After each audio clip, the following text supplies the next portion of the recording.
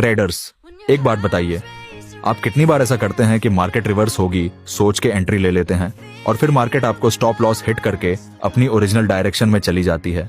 ये बहुत common mistake है जो ज्यादातर ट्रेडर्स करते हैं।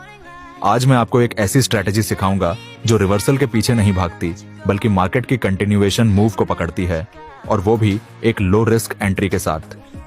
इस स्ट्रैटेजी का नाम है A+ एंट्री स्ट्रैटेजी। ये एक complete step by step framework है जो आप किसी भी मार्केट में किसी भी की लेवल के साथ यूज कर सकते हैं। तो चलिए शुरू करते हैं।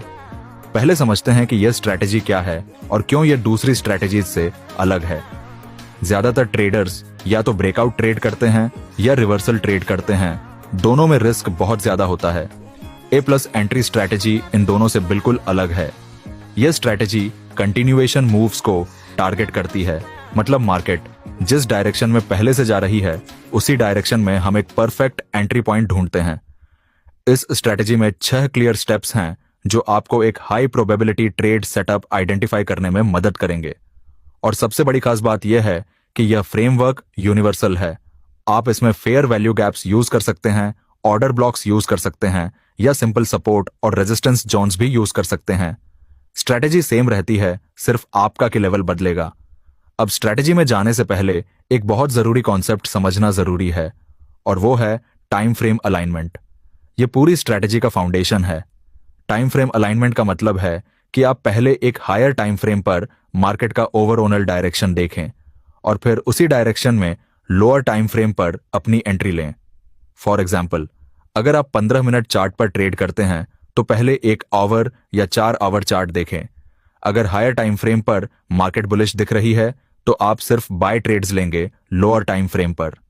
टाइम फ्रेम अलाइनमेंट आपको 3 बड़े फायदे देता है।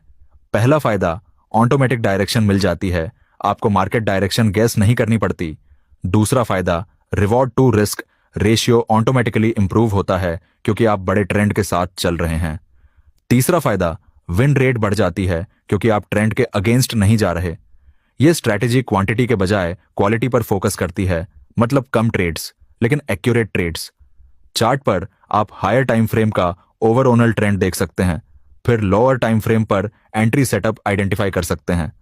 अब आते हैं पहले स्टेप पर। सबसे पहले आपको एक ट्रेंडिंग मार्केट आइडेंटिफाई करनी है।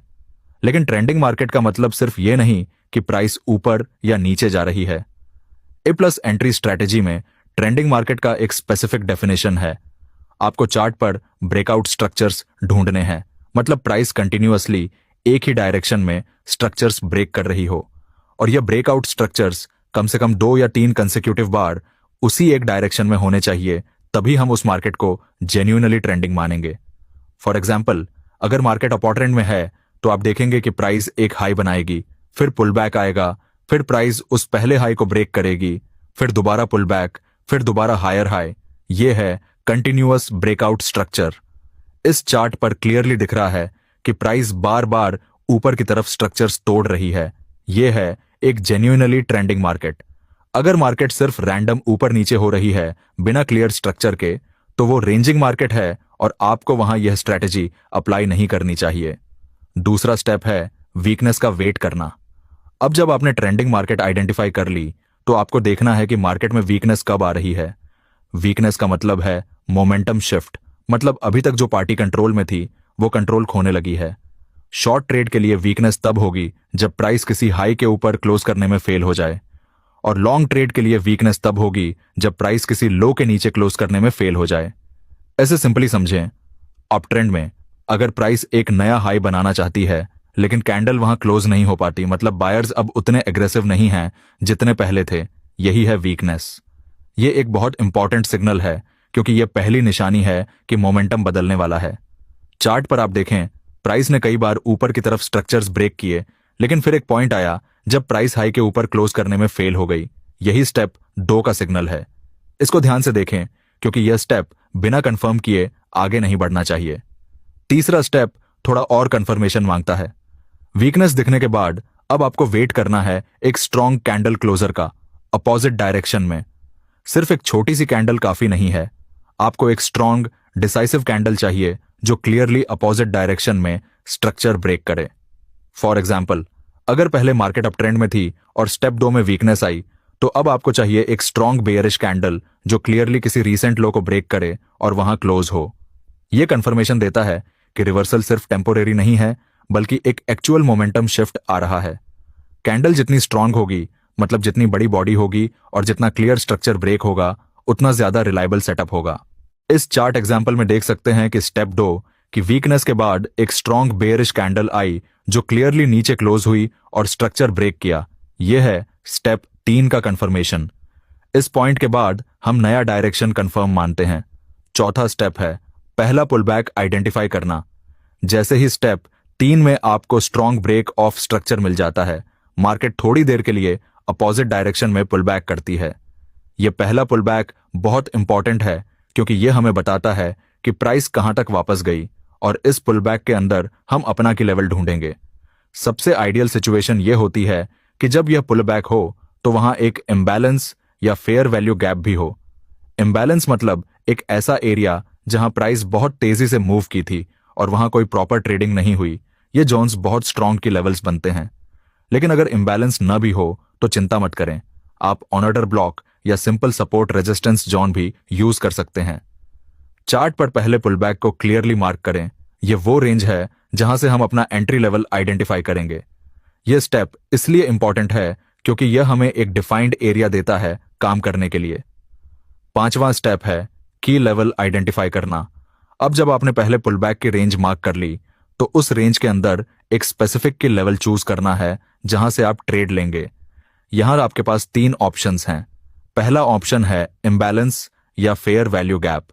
अगर पहले पुलबैक के अंदर कोई इम्बैलेंस विजिबल है चार्ट पर, तो यह सबसे पावरफुल की लेवल है। दूसरा ऑप्शन है ऑर्डर ब्लॉक, मतलब वो last bearish candle before A bullish move या last bullish candle before A bearish move. तीसरा ऑप्शन है सिंपल सपोर्ट या रेजिस्टेंस जोन। अगर कोई ऑब्वियस लेवल दिख रहा हो तो वो भी काम करेगा। की लेवल चूज करते वक्त एक चीज हमेशा ध्यान रखें, आपका की लेवल पहले पुलबैक की रेंज के अंदर होना चाहिए। अगर लेवल उस रेंज से बाहर है तो वो वैलिड नहीं है इस सेटअप में। चार्ट पर इस एग्जाम्पल में आप देख सकते हैं कि पहले पुलबैक के अंदर एक क्लियर फेयर वैल्यू गैप है। यही हमारा की लेवल है। इस लेवल को मार्क कर लें और अब नेक्स्ट स्टेप का वेट करें। यह है सबसे इंपॉर्टेंट स्टेप 6, और यही है असली ए प्लस एंट्री का पॉइंट। बहुत सारे ट्रेडर्स स्टेप 5 के बाद ही एंट्री ले लेते हैं। यह गलत है। आपको एक और पुलबैक का वेट करना है, दूसरा पुलबैक जो पहले पुलबैक से भी आगे जाए और आपके की लेवल तक पहुंचे। यह दूसरा पुलबैक ही आपकी एक्चुअल एंट्री है। और यहां एक बहुत कॉमन मिस्टेक के बारे में बात करना जरूरी है, फोमो यानी फियर ऑफ मिसिंग आउट। कई बार ऐसा लगता है कि मार्केट निकल जाएगी, अभी एंट्री ले लेनी चाहिए। लेकिन ए प्लस स्ट्रैटेजी में पेशेंस सबसे बड़ी क्वालिटी है। अगर प्राइस आपके की लेवल तक नहीं आई तो ट्रेड नहीं लेना। सिंपल। क्योंकि जो ट्रेडर्स फोमो में एंट्री लेते हैं वो ज्यादातर स्टॉप लॉस हिट करते हैं, और जो पेशेंट रहते हैं वो लो रिस्क एंट्री के साथ बेटर रिवॉर्ड लेते हैं। चार्ट पर देखें, पहला पुलबैक हुआ, फिर मार्केट ने एक और मूव किया, फिर दूसरा पुलबैक आया जो सीधा की लेवल तक पहुंचा। यही परफेक्ट ए प्लस एंट्री का मोमेंट है। अब बात करते हैं कि की लेवल पर पहुंचने के बाद एंट्री एग्जैक्टली कैसे लेनी है। 3 पॉपुलर कंफर्मेशन मेथड्स हैं। पहला मेथड है रेक्टेंगल मेथड। जब प्राइस की लेवल के आसपास एक छोटी रेंज बनाए, मतलब एक रेक्टेंगल में मूव करे और फिर उस रेक्टेंगल को ब्रेक करे अपनी एक्सपेक्टेड डायरेक्शन में, तब एंट्री लें। यह मेथड उनके लिए बेस्ट है जो थोड़ा और कंफर्मेशन चाहते हैं। दूसरा मेथड है सिंपल कैंडलस्टिक पैटर्न। की लेवल पर अगर बुलिश एंगल्फिंग या बेयरिश एंगल्फिंग बने या पिन बार बने तो वो एंट्री का सिग्नल है। यह फास्ट एंट्री मेथड है और एक्सपीरियंस्ड ट्रेडर्स के लिए सूटेबल है। तीसरा मेथड है lower time frame breakout structure. आप अपनी एंट्री टाइम फ्रेम से एक स्टेप नीचे जाइए, वहां एक छोटा सा स्ट्रक्चर ब्रेकआउट ढूंढें कि लेवल के आसपास, और फिर एंट्री लें। यह सबसे प्रिसाइज एंट्री मेथड है, लेकिन थोड़ा कॉम्प्लेक्स भी है। तीनों में से कोई भी मेथड यूज कर सकते हैं जो आपको कंफर्टेबल लगे। स्टॉप लॉस हमेशा की लेवल के पीछे, स्विंग हाई या स्विंग लो के ऊपर या नीचे लगाए। अब इन सब स्टेप्स को रियल चार्ट एग्जांपल्स के साथ देख लेते हैं ताकि पूरी स्ट्रेटजी एक जगह समझ आ जाए। पहला एग्जांपल निफ्टी 15 मिनट चार्ट। पहले देखो, चार्ट पर कंटिन्यूअस हायर हाई और हायर लो थे, तो स्टेप एक क्लियर था, ट्रेंडिंग मार्केट कंफर्म। फिर एक कैंडल आई जिसने नया हाई बनाना चाहा लेकिन फेल हो गई, स्टेप 2 वीकनेस कंफर्म। उसके बाद एक स्ट्रॉन्ग बेयरिश कैंडल आई जो क्लियरली स्ट्रक्चर ब्रेक करती है, स्टेप 3 डन। फिर पहला पुल बैक हुआ जिसमें एक फेयर वैल्यू गैप विजिबल था, स्टेप 4 और स्टेप 5 कंप्लीट। और फाइनली दूसरा पुल बैक आया सीधा उस फेयर वैल्यू गैप तक, स्टेप 6 एंट्री ली, स्टॉप लॉस स्विंग हाई के ऊपर, target next structure. Result clean 1:3 risk reward trade. दूसरा एग्जाम्पल बैंक निफ्टी, यहां डाउन ट्रेंड था, कंटिन्यूअसली लोअर लो बन रहे थे, स्टेप 1 कंफर्म। स्टेप 2 में प्राइस एक लो के नीचे क्लोज करने में फेल हुई, वीकनेस आई सेलर्स की। स्टेप 3 में स्ट्रॉन्ग बुलिश कैंडल ने स्ट्रक्चर ब्रेक किया। पहले पुलबैक के अंदर ऑनर्डर ब्लॉक था, स्टेप 4 और 5 डन।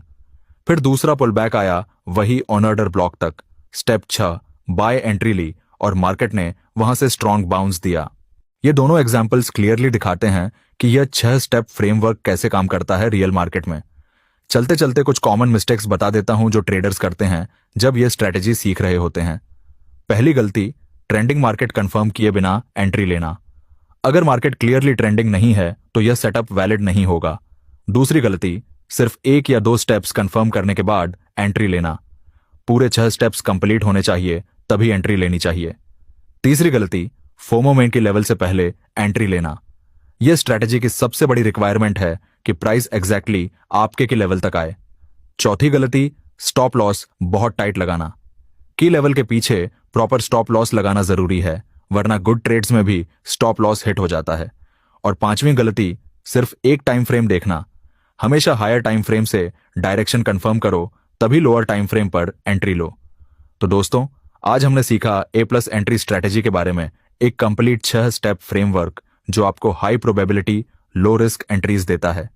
याद रखें, स्टेप 1 में ट्रेंडिंग मार्केट ढूंढनी है, स्टेप 2 में वीकनेस आइडेंटिफाई करनी है, स्टेप 3 में strong break of structure confirm करना है, स्टेप 4 में पहला पुलबैक मार्क करना है, स्टेप 5 में की लेवल चूज करना है और स्टेप 6 में पेशेंटली दूसरे पुलबैक का वेट करना है। यह स्ट्रेटेजी एक दिन में मास्टर नहीं होगी, आपको इसको चार्ट्स पर प्रैक्टिस करनी होगी, एग्जाम्पल्स ढूंढने होंगे और अपनी मिस्टेक्स से सीखना होगा। इसलिए मेरे साथ बने रहिए। आने वाले वीडियोस में मैं और भी रियल चार्ट एग्जाम्पल्स के साथ यह स्ट्रेटेजी एलेबोरेट करूंगा। अगर यह वीडियो हेल्पफुल लगा तो लाइक जरूर करें, चैनल सब्सक्राइब करें और कमेंट्स में बताइए कि आपको कौन सा स्टेप सबसे चैलेंजिंग लगता है। तब तक के लिए हैप्पी ट्रेडिंग।